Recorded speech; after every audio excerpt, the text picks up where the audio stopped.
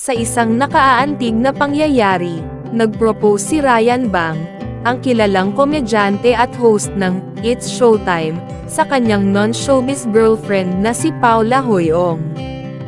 Kamakailan lamang nangyari ang proposal, at masaya namang tinanggap ni Paula ang tanong ni Ryan.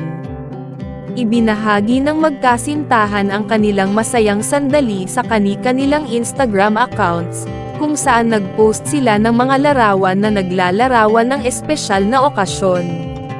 Sa isa sa mga larawan, makikita si Paula na puno ng kasiyahan habang tinatanggap ang proposal ni Ryan, na nakaluhod at nag-aalok ng magandang engagement ring. Sa isa pang larawan, makikita si Paula na luhaan habang suot ang singsing at niyayakap siya ni Ryan, isang sandaling puno ng emosyon at pagmamahal.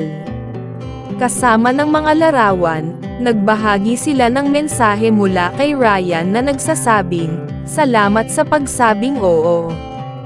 Hindi na ako makapaghintay na makasama ka habang buhay. Mula sa iyong magiging asawa."